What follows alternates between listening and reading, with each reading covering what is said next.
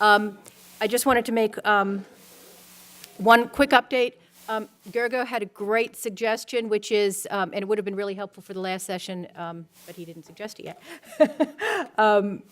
to have an Etherpad, which is something that's often done at these, at a lot of the Wikimedia events. So if you go to the conference page, there's now under event details, there's an Etherpad link that Gergo very kindly created. So everybody in the audience, feel free to click on that link and to add to the Etherpad. Let's create a living record of what we're all talking about today. So feel free to join in on the Etherpad. Thanks. And you're on. Hello. Oh, wait, what happened? Oh. Oh, yeah, no, okay, no problem. Hi, everyone. There's always problems with the, I always have problems with LibreOffice and stuff. I don't know why I always use it, but anyway, I'm just using the PDF version of my file, so it doesn't have the nice, like, sliding animation. Not sliding, just appearing, and it doesn't matter. Anyway, it's just a PDF file. Welcome, everyone. It's great to see all these people from such an interesting diversity of organizations here. I'm talking about making our interfaces smarter. So first of all, so about me, I'm a MediaWiki developer, consultant, hoster, and author. I lived in New York City before, but now I live in New Jersey. And I've been doing this since 2006. I have a consulting company called WikiWorks. We're at wikiworks.com, and we do MediaWiki consulting. I also run or help run the MediaWiki hosting site called Referata at referata.com. And my book is called Working with MediaWiki. So on that subject, I have news. The second edition is coming out very soon, probably next week, and here you can see it right there. It's got a new cover. It's got lots of updated content. I mean, the software obviously changes all the time, so it's quite a bit of the content is updated, new images and examples and so forth. In terms of the content, the biggest change is that semantic MediaWiki has been, for the most part, replaced in the book by cargo, and that's a whole big subject that some people alluded to in the introductions, and I'm always happy to talk about cargo and why I think it's superior to semantic MediaWiki, but I know it's a controversial topic. But anyway, I'm happy to talk about it during the questions. I don't have anything specifically about that, about the comparison, at least in this talk. But the other big change, maybe the even bigger change, is that the book's entire contents are now available for free online, the second edition. And there's a URL here which already works. Stop. What does this mean? Okay. Okay, here we go. Okay, it passed through the MITRE firewall, so that's good. Yeah, it's I think this. I'm looking forward to see how this is used. But this is obviously going to open up the contents of the book to a lot more people. And you can scroll through and see everything. So that's like a big change for this book. So yeah, I'm excited to have the book finally. It makes sense given that it's open source software and all that to finally be sharing the book in this way. Okay, so that's working with MediaWiki, but you can also still buy it if you want. So yeah, what am I talking about? Simplifying, making the interface smarter, but a lot of that has to do with simplifying, and there's a famous quote by Henry David Thoreau, and unlike a lot of the quotes you see on the internet that look like this one, he actually said this. Our life is frittered away by detail. Simplify, simplify. And some people have made the joke that you should actually remove one of those simplifies, but I like how it looks. So yeah, I mean, the software is getting more complex. All software does as it, as it matures. That's true of core MediaWiki, and it's true of all the extensions around it. It's helpful to keep the focus also on simplifying it whenever possible. So yeah, I mean, in some of the software extensions I've developed, I've been attempting to do that. Maybe the easiest example of that is Approved Revs, an extension I created that was meant from the beginning to be a simpler alternative to another extension called Flagged Revs, which is in use on Wikipedia, although not heavily. I guess some languages, definitely very lightly in English. Some languages still use it quite a bit, but Approved Revs seems to work better for most enterprise usages where it doesn't require consensus by hundreds of people to say this is the correct version of this page. Yeah, I mean, I don't know if it's worth showing a demo of it, but basically, you're just approving. You don't have to. There's no discussions or anything. Just an administrator goes and says this is the approved version of the page. Cargo. So I guess I'm talking about cargo a little bit. Well, I'm talking about it quite a bit, but in terms of the difference between that and Semantic MediaWiki. It also was meant to be a simplified version of an extension, in this case, Semantic MediaWiki. It doesn't have separate pages for properties, which means that the data structure is a lot smaller, given the properties, for every class in Semantic MediaWiki, for every page type in Semantic MediaWiki, you can have, tens or even, sometimes even hundreds of properties. So this really simplifies the data structure.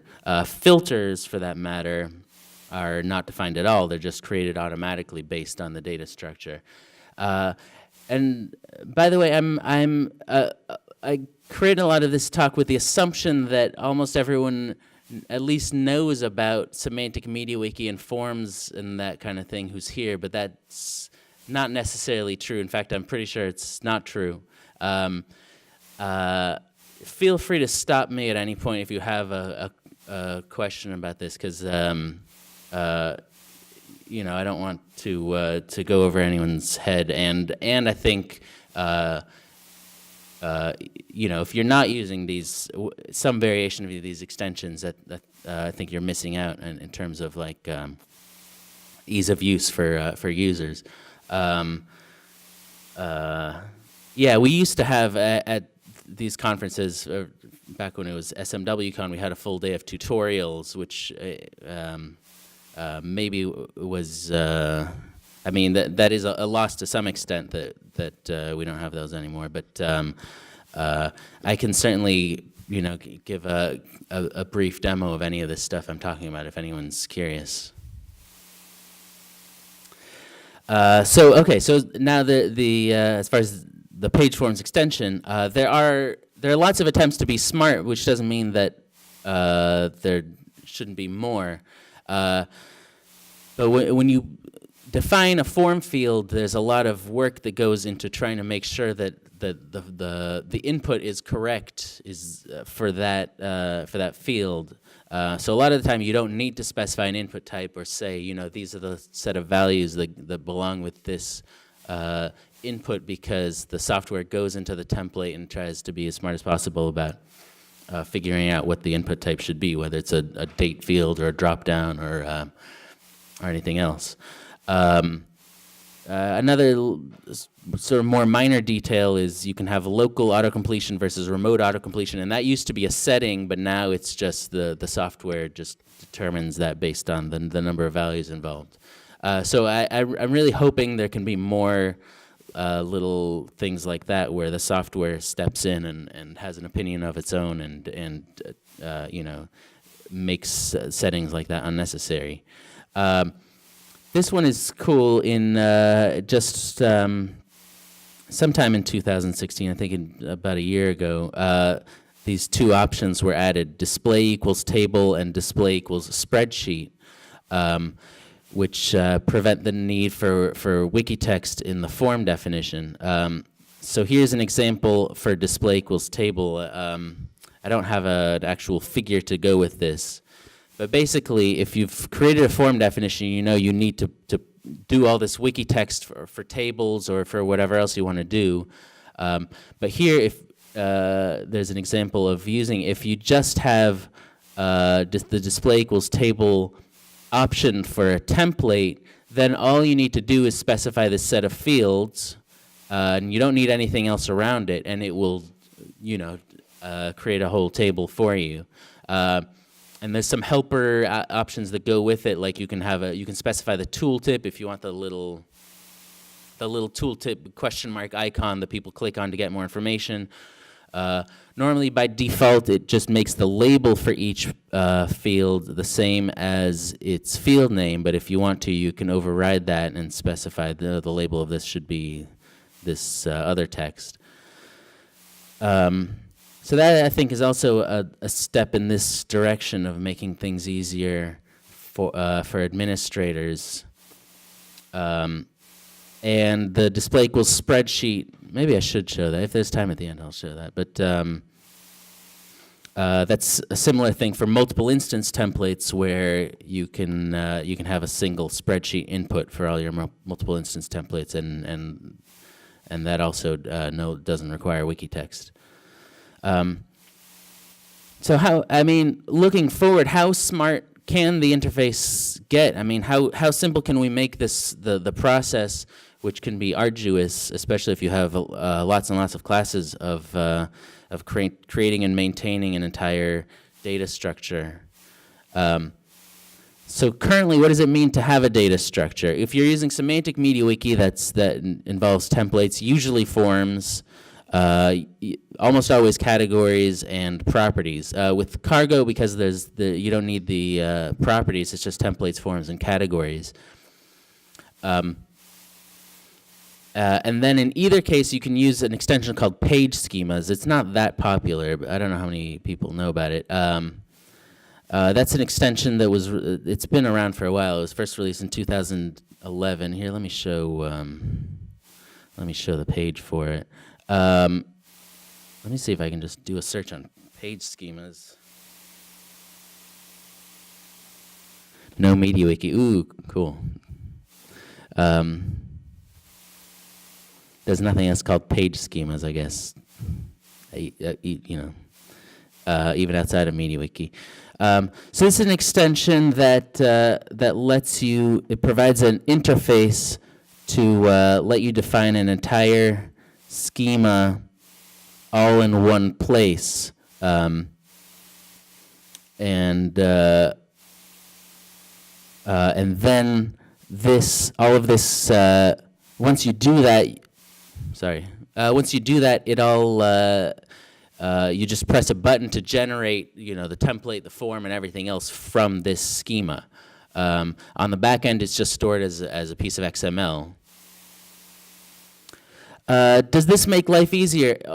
This sounds kind of facetious, but only if you can use it.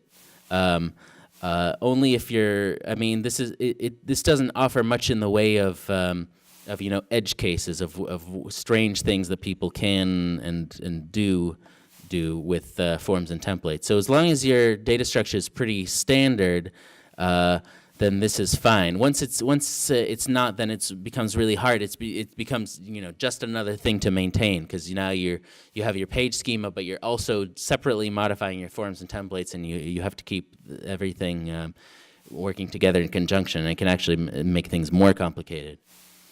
But I definitely recommend to check this out if you have standard data structures and it becomes a pain to maintain everything. By the way, page schemas is not unique per se. There are other tools that people have released. I think there's maybe even by some of the people here that provide this some kind of graphical interface or other kind of interface to define all the data structure in one place and then generate everything else from it. But I think page schema is maybe the only one that is a MediaWiki extension. The others are just outside software, like scripts and that sort of thing. So this is one interesting possibility, is to just use page schemas directly to get rid of that step of generating pages from the schema.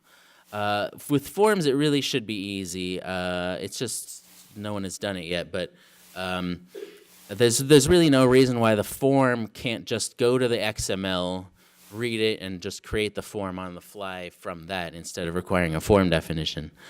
With templates, it's a little trickier. You're going to be hearing later about an extension called Scribunto. I don't actually know how that's pronounced, which uses a language called Lua to let you do all sorts of integrated code within your pages. But in theory, it should be possible to have a template just call a little snippet of code that in turn goes to read the XML from the page schema, and then generates the template on the fly also. So in theory, this should be doable, that you really can just create a schema, do a little bit of extra work with the template, but then basically anytime you change the schema, then all of this changes as well. So that gets us close to what I would call the Platonic ideal, which is just to use a UML diagram or some variation of that. I don't know how many of you are familiar with UML, but it's just a way of defining an entire data structure. And you know, if you look at any MediaWiki installation of any significant complexity that uses forms and all the rest, it starts to look like this if you visualize it, where each class has a set of fields and there's relationships between different classes. So yeah, I mean, it would be great to just define your UML, say this is what my entire data structure looks like, and now press a button and the wiki is set up. However, this seems impossible because a wiki data structure holds more than just the classes that you see here. There are going to be templates that aren't actually data. There are going to be template fields that aren't part of this. And then beyond that, there's all sorts of exceptions to the rule in terms of additional logic, special text that you want to place, and that within forms or anywhere else, and that kind of thing. But anyway, this is still the ideal, and maybe we can get at least closer to this in one way or another, maybe via page schemas, maybe via something else. Changing track a little bit, not in terms of maintaining the data, but in terms of displaying the data. There's a JavaScript library I created in 2013 called Miga, and let me click on it here. It's got its own. It still exists. You can use it. No one does use it. But maybe its biggest contribution is that it was one of the main inspirations behind Cargo. Semantic MediaWiki is the biggest one, but Miga was definitely aspects of it got integrated into Cargo. So here's some what I think are innovations within Miga. I haven't seen any other software do it, but I could be wrong. So and at the same time, I'll do a little demo of Miga because I like to show it. And who knows, maybe you'll find it useful for your own needs. So let's see. If I click on this is a Miga installation that holds data about. Oh no. Okay. Oh yeah, this is an Internet Explorer. Does this have any other? Safari or Opera? Oh man. Can I download those, or is that like okay? Indulge me for like. There we go. Okay, so I'll talk about something else while I do this. Microsoft Edge is the faster, safer browser. That's true.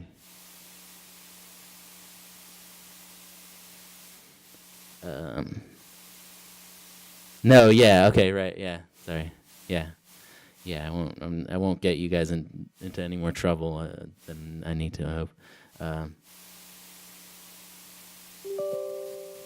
Um, yeah, the starting the starting use case for Migo was to try to make a mobile friendly mobile app like interface for viewing data. And that's really where it excels, is like, whoa, oh my God.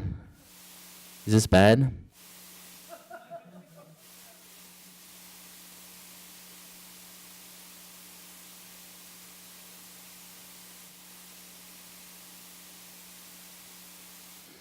Okay. Is it worth trying to download something else, or it'll have the same issues? All right.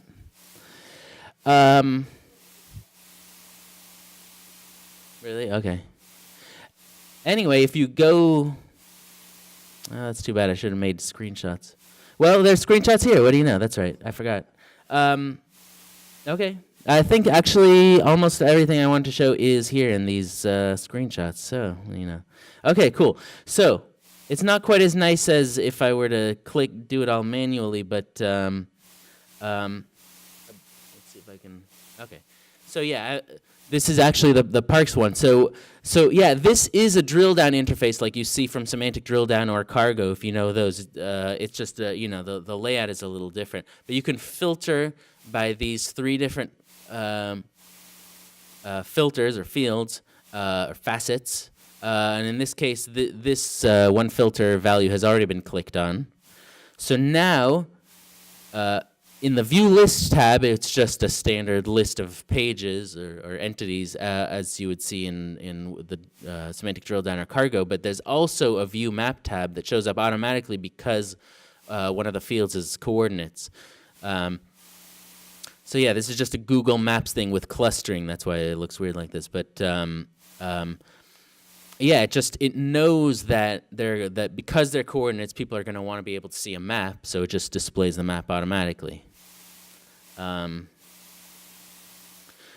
Sorted display of filter values, that was also on here. Yes, right. So this is the interface for seeing the set of values to a filter. Now, Semantic Drill Down and Cargo both show an alphabetical listing of values, which you can have here in this other tab, but there's additionally a tab that shows them in order of popularity,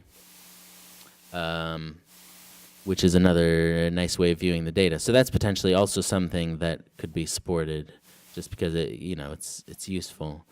I really hope that I can show this one, 'cause it's really neat. But oh man, I don't see it here.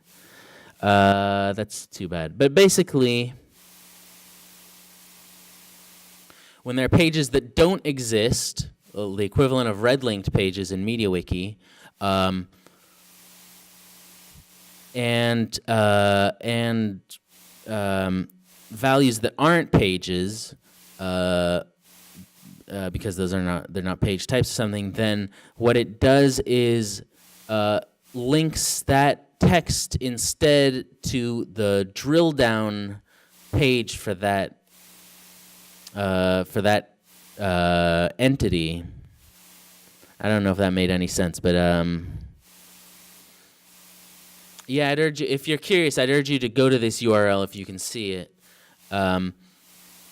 Basically, the equivalent of red link pages get their own link that looks different, and it goes to the drill down page. So basically, does the next best thing to actually showing that is just showing all the data around that page, which is something that Cargo and Semantic Drill Down could do too.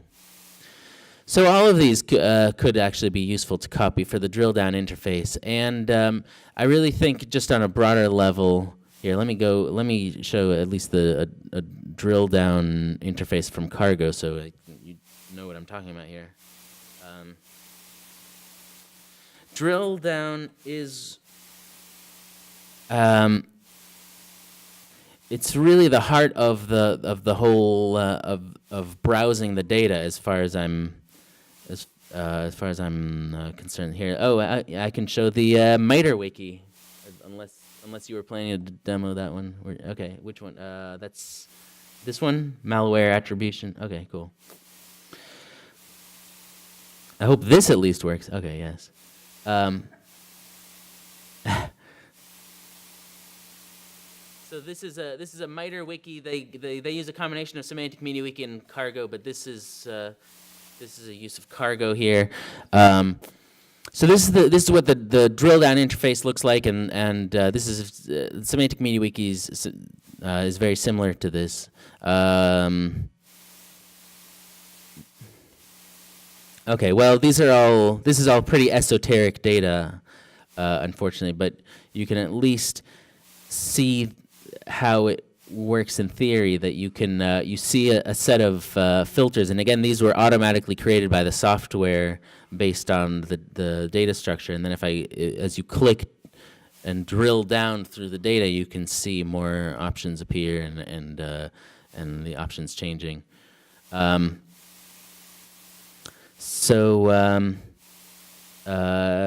so this is especially once maps and calendars and all that kind of stuff can be fit in here, I think it's going to make this a much more appealing, sort of entry into the whole wiki, basically serving as a second homepage, I guess, for people reading the wiki. Okay. So that's all the drill down. Well, if I had the animation, another note entirely, although it's sort of related to making things smarter and simpler. What's the number one request for page forms? I'm not sure of the answer, but well, okay. It may be WYSIWYG editing integration, and some people actually noted that during the introductions. Although someone else said that Wikitext is great, and I'm with you. I wouldn't use WYSIWYG even if I had to. I mean, I really like just putting in all the apostrophes and all that. Maybe just because maybe it's like Stockholm syndrome. I've just gotten so used to it. But this is really exciting. I feel like I'm doing one of those Steve Jobs, surprise talks, surprise at the end of the talk. But WYSIWYG editing is coming to page forms. It's not my doing, but there are two different people working on different WYSIWYG solutions. There's TinyMCE and Visual Editor within text area inputs. I didn't think page forms plus Visual Editor was even possible in the first place. That's what I always told people who asked about it. Like, Visual Editor only handles whole pages, so it can't be done. But then out of the blue, this guy wrote me and said, hey, check out my wiki where I have Visual Editor working within page forms, and I hope this... okay, this is working. Cool. Yeah, it's all in French. This is a site that holds information about do-it-yourself projects. So yeah, you have here this standard-looking form, except in French. But then, if I click in any of the text areas, and then wait, like what's going on? Okay. If I click within it, this little Visual Editor interface shows up. So I typed "Hello World," and now if I click on one thing here, I can make it bold or because it's all internationalized. It's I guess grand or something. Italics. You can put in all the good stuff. Itemization and all that. So I think that's going to make a huge difference once it's in, as far as making page forms a complete solution for editing. This is not 100% usable yet. If you're curious, I can point out the problem right now. But once it is, I definitely plan to integrate this directly into page forms. Okay. That's a good question. I don't know, if anyone wants to help the effort in any way, whether with development or testing or financially, I can put you in touch with the guy.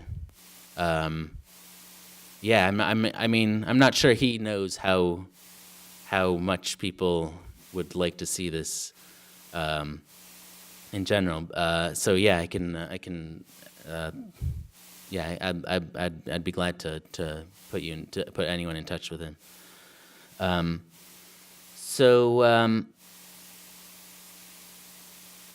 then the other WYSIWYG option is TinyMCE, which is a pretty popular open source web-based, JavaScript-based WYSIWYG editor. You can see it here. There was at one point, or I guess there still is, a straight TinyMCE MediaWiki extension, but this is this is a project to integrate it into page forms text areas. Unfortunately, there's no demo for that, but there is another person who's working on that. So yeah, I mean, I have high hopes that at least one of these two, and maybe both, will be available in the next, I don't know, 6 months maybe. Okay, we don't have that much time, but questions? Yes.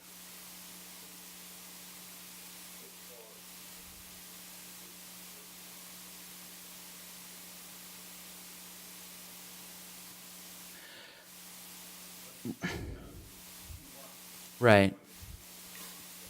For questions, make sure you use the microphone so the people inside. Oh yeah, right. The question was about security leaks and scripting hacks and stuff that can be put into WYSIWYG editors. I'm far from an expert on that, and as I've found out, with my own extensions, although I think all the security issues are gone now. But all I can say is Visual Editor is a MediaWiki software to begin with, so I would guess that all of that stuff has been solved, has been taken care of there. And as far as TinyMCE, I don't know, but hopefully they'll be, both options will be available.